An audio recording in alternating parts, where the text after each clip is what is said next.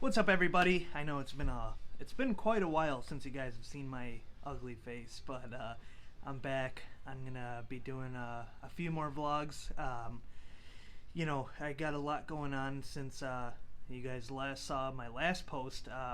Actually got a new job. I don't work at Speed Inc. anymore.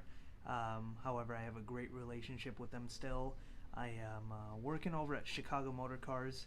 We sell a lot of high-end vehicles and a lot of Corvettes. So I've been focusing on the Corvette market over there, and it's been pretty good.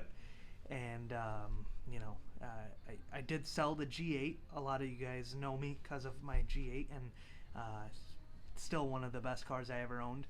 I sold the ATS-V coupe that I had.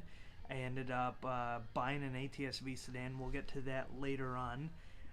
So for you that follow me on social media, you know I have been working at Chicago Motor Cars for almost a year and a half, almost 2 years now actually, and I have kind of been having this problem with keeping cars. Let's see, for the people that have been following, you guys may already know this. I traded my ATS-V coupe in for a black C7 Z06, which I owned for about 71 days.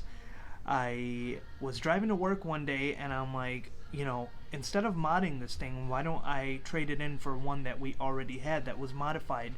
So we actually had a blue one that had red wheels, and it sat for some time. Obviously, blue with the red wheels isn't the hottest combination, so I ended up switching my wheels from the black car onto the blue one, and it looked amazing after that. Blue wasn't my favorite choice of colors, but this was a kind of a one of one. It was auto flexed in San Marino blue, which is a gorgeous BMW color. I absolutely loved it, and it looked great. Shortly after that, I got a gentleman in Ohio who purchased a G8 from me, and it was pretty smooth transaction, and he still got the car, and I'm hoping to actually one day in the future to buy it back from him, just because the car was a huge part of my life.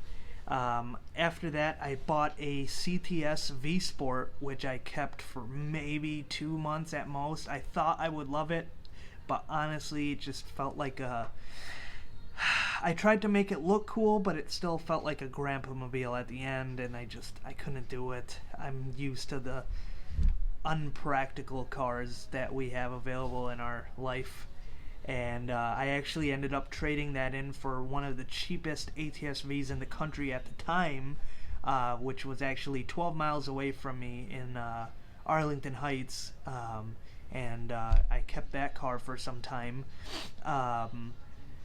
I actually, with the black ATS-V sedan I had a customer come in to look at a CTS-V wagon we had, and the wife actually loved my ATS-V, so she decided to make an offer on that, and it all kind of worked out. I made a little bit of money, despite the fact that I did put HREs and I did some other little minor things to it, but at the end, I used positive equity to buy a couple cars and start flipping cars, which has been pretty good for me lately. So the first day I actually sold the ATS-V, I needed something right away, and my coworkers, Alan and Eric, they both have pretty good lease deals on their Jeeps. Eric has a pretty cool looking Wrangler. Alan's got a pretty cool looking Gladiator.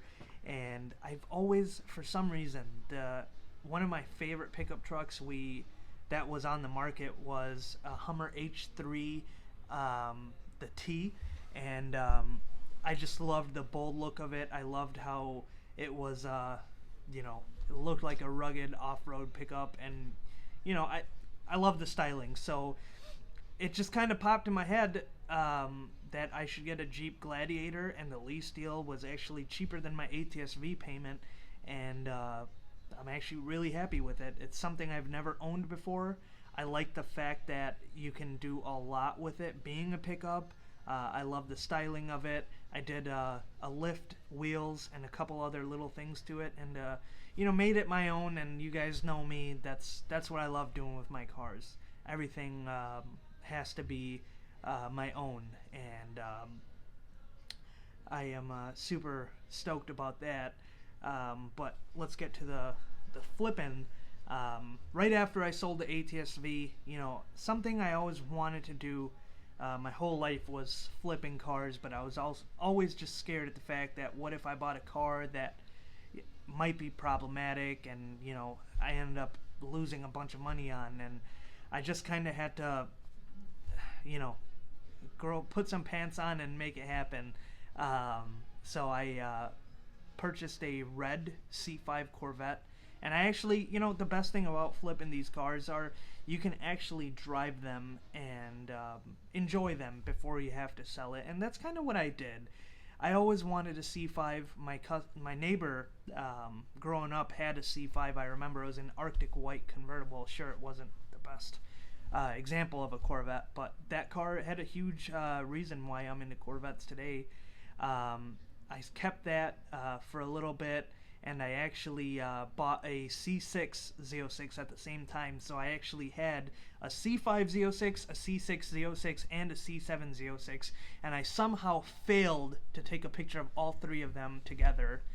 I have no idea. That's dumb of me, but after that, I bought a Speedway white Z06. My buddy Zach helped me find, and it's funny because the day it showed up, Zach's like, "Hey, can I come see it?" And he actually ended up buying it off of me as soon as it came in. And then I flew to New York, which was a crazy little adventure. And I found a kind of a barn find. It was a 31,000 mile Speedway white Z06, and that was definitely a gorgeous thing. And I love Speedway white Z06s, but for some reason, I know I'm gonna get bashed for this, the color just isn't the best shade of white. I love Speedway white. I love how rare they are. I love C5 Z06s. They're one of the most fun cars for the money you can buy. But, for some reason, I always wanted an Arctic white car. I don't know why. It kind of works that way. So after both Speedway white Z06s were sold, I think I had a little problem inflating the Z06 market, because before you could find them in the teens all the time, and now finding a clean Z06 in the teens is almost impossible. I hate it. It's just, I don't know what to do about it. So I started looking at FRCs, which I quickly I found a white one with 19,000 miles, which I should have pulled the trigger on, but it is what it is. Everything happens for a reason. I ended up finding a red one locally that had ghost flames painted on the side, and it was a little tacky, so I ended up putting it completely back to stock, including removing the stripes, and it did cost some money. But I found just like 2 weeks later, I found an Arctic white FRC, which, like I mentioned, was exactly what I wanted. I absolutely love the Arctic white color. I think it's one of the best colors GM makes, and it was definitely the one I thought I would keep for sure. So I sold the red one and I kept the white one, and we're going to be doing a full build on the white one, so stay tuned for that. It'll be a fun project for sure. And shortly after that, I got sick with the vid, as some of you guys might call it, and after I was feeling much better and pretty much clear, I took my blue C7 Z06 that I still had this whole time. Obviously, I had that car almost a year and a half, and I took it to a quick trip to the Tail of the Dragon and a little tour of like Tennessee area. It was awesome. Definitely recommend it. I always wanted to take a Corvette on a road trip, just because, whenever you take a road trip, you kind of have a big car and you don't get to experience much. And I did the Tail of the Dragon in my white ATSV coupe, and I definitely wanted to go back. Although 860 to the wheel was a bit much for the Tail of the Dragon, it was still definitely it was a great time just being in a Corvette for 1,600 miles over a 3-day span. It was definitely an experience I'll remember the rest of my life. And I ended up selling the, I got this itch out of nowhere. Well, the nowhere was actually, I found out I'm on the list for a C8 Z06, and I found out that the C8 Z06 is going to be another 2 to 3 years before we even see it. So, I was kind of in my head, I'm like, you know what? I wanted a new car for 2021, whether it was at the beginning or whether it was at the end. I wanted a new car this year. So I randomly got the itch for a manual C7 ZR1, and here, all my Corvettes have been manual. I haven't owned an automatic Corvette yet. Obviously, most of them being Z06s, or C5 and C6, but my C7s were manual too.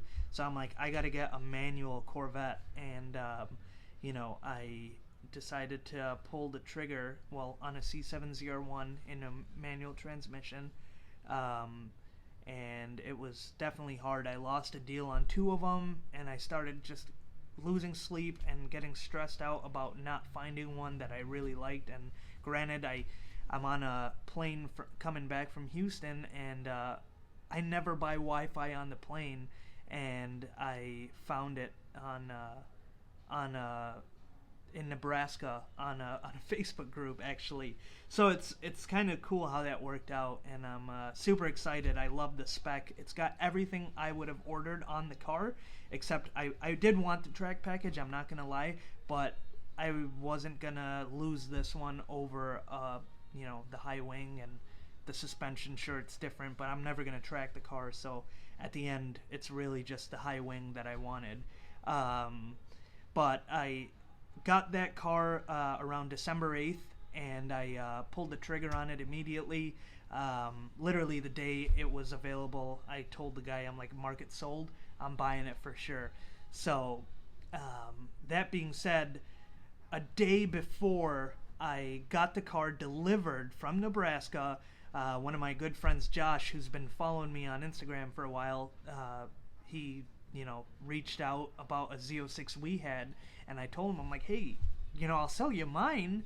And we just, one phone call later, he sends me a deposit on the car, and I had to do a couple little things to it to make it perfect, just because I wouldn't sell anyone a car the way I wouldn't buy it. So I had just a couple minor things done to it before he took delivery of it, and I know he loves it. Now he does. So it worked out for the best. So now I currently own a, long story short, I own my Jeep Gladiator, my C5 FRC, and my ZR1. And we'll be doing a couple things to the C5 this summer. It's actually going to Speed Inc. for a cam and headers on the 15th of February, so that'll be a fun little video for you guys.